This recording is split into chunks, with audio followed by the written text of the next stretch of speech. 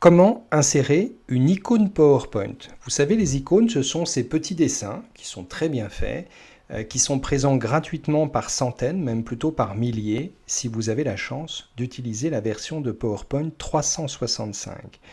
Comment ça se passe? C'est très simple. Les icônes PowerPoint, quand vous avez la chance donc d'avoir cette version Office 365, ça se situe dans Insertion, Icônes.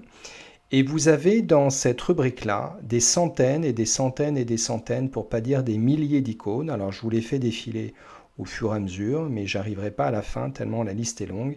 Et vous voyez, lorsque l'on arrive à la fin, eh bien ça se recharge automatiquement. Donc pour avoir cette version-là, il faut avoir la version Office 365, c'est-à-dire la version en ligne qui se recharge et qui s'enrichit d'ailleurs en temps réel de nouvelles icônes chaque semaine ou chaque mois. Alors, alors peut-être d'abord un premier point de détail. Chaque icône, vous le voyez, si par exemple je sélectionne ces deux icônes, vous apercevez que ce sont les deux mêmes icônes, mais celle de gauche étant ce que j'appellerais gras, c'est-à-dire rempli, et celle de droite étant maigre. Pareil, cette box noir, blanc. Noir, blanc, c'est-à-dire là ce film de diapo, ou cette diapo de film plutôt, celle-ci est remplie en noir, en blanc, la femme juste au-dessus en trait rempli et puis en trait maigre, voilà, donc c'est le principe. Alors je vais sélectionner un petit peu au hasard, vous voyez, une femme, une flamme, un drapeau, un camion de restauration, je ne sais pas, une pompe à essence, un petit bonhomme, des femmes et des hommes qui ont l'air d'être très contents, un geste barrière ici, pourquoi pas, je sais pas, peu importe, un graphe ou plutôt un feu de cheminée, allez tenez, un kangourou, un koala parce qu'il est trop mignon, et puis pourquoi pas, vous voyez, alors vous avez ces formes-là aussi, ces flèches qui peuvent être intéressantes graphiquement, une idée, une flèche, et puis pourquoi pas, allez, cette petite tablette pour prendre des notes. Voilà, donc là, vous voyez, j'en ai sélectionné 14. Une fois que vous avez fait votre sélection, vous pouvez aussi utiliser dès le début la barre de recherche que vous avez ici. Alors je peux sélectionner, je ne sais pas, le mot sport par exemple, pour savoir ce que Microsoft a prévu comme sport, pour illustrer, je ne sais pas, la muscu, le karaté, et puis pourquoi pas, allez, le patinage, le patin à glace. Donc j'en ai 17. Si je clique sur 17, là je vais en mettre un 18e pour la route, le panneau de basket. Donc j'en ai 18. Ok, je les insère.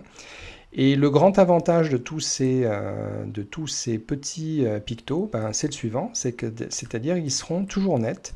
Si je prends celui-ci par exemple, vous voyez, je peux le grossir vraiment, il sera toujours net.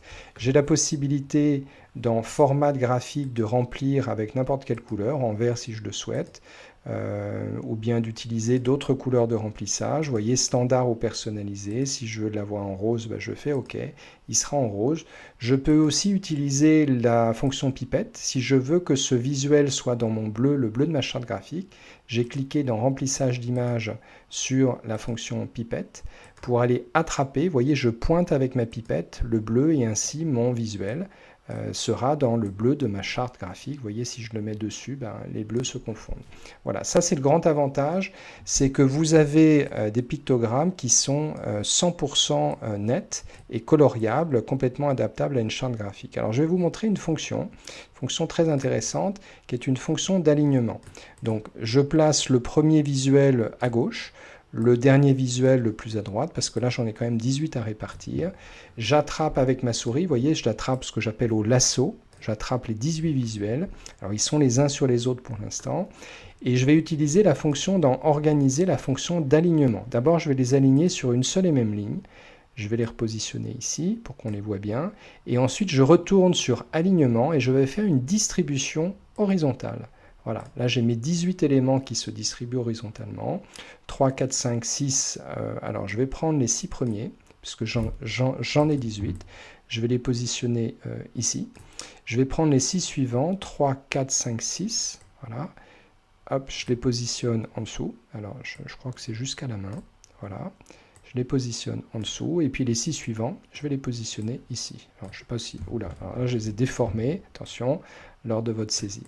Et vous pourriez, alors de la même façon, vous voyez, les positionner ici. Alors, je vais faire l'opération. Ici, organiser, aligner. D'abord au milieu, ils sont tous alignés sur la même ligne. Ensuite, organiser, aligner, distribuer horizontalement. Et je pourrais faire la même chose pour celui-ci. Je prends le premier, je prends le dernier, je m'assure qu'il soit voilà, bien. Celui-ci, pareil, je le mets en dernier. Et celui-ci, il est positionné au bon endroit. Voilà, donc ces éléments-là, d'abord, je vais les organiser, aligner sur la même ligne. Ensuite, je retourne, aligner, distribuer horizontalement. Et je vais faire la même chose pour ces éléments-là. Organiser, aligner un coup au milieu pour qu'ils soient sur la même ligne. Et ensuite, aligner et distribuer horizontalement. Et j'ai mes 18 visuels qui sont présentés de façon attractive. Je peux encore une fois attraper les 18 visuels pour changer le remplissage si je le souhaite, en bleu pour que je sois dans ma... Voilà, et donc vous avez des visuels vous voyez que vous en avez plusieurs centaines. Je vous remontre où ça se trouve. Insertion, icône.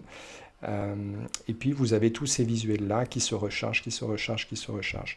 Si jamais vous n'aviez pas la fonction Office 365, bien sûr, vous allez pouvoir retrouver l'équivalent de ces visuels en faisant une recherche sur Google Images, bien sûr, en faisant attention de ne pas utiliser à des fins professionnelles des visuels qui ne seraient pas libres de droit. Vous pouvez également utiliser des photothèques libres de droit comme Flaticon, F-L-A-T-I, C-O-N, Flat Icon, avec la prononciation anglaise.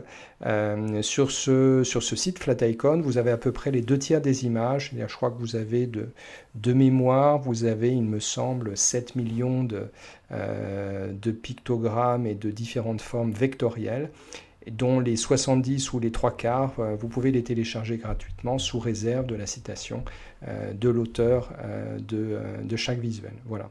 Mais vous galérez un peu plus avec Google Images parce que chaque dessin a une unité, un style graphique différent, alors que dans les icônes PowerPoint, eh bien, vous voyez qu'il y a une certaine unité graphique entre tous ces visuels, et quels que soient les visuels que vous mettiez les uns face aux autres, ils ont quand même une unité graphique identique parce qu'ils ont été produits par Microsoft et un certain nombre de graphismes et qui ont tous travaillé dans le même esprit graphique. Voilà pour ces icônes PowerPoint qui vous permettront d'avoir des présentations tout de suite rehaussées professionnellement avec une vision tout de suite très attractive, et je vous expliquerai dans une autre vidéo comment les scénariser, ces icônes PowerPoint, dans des infographies. Voilà, vous savez tout. Maintenant, c'est à vous de jouer.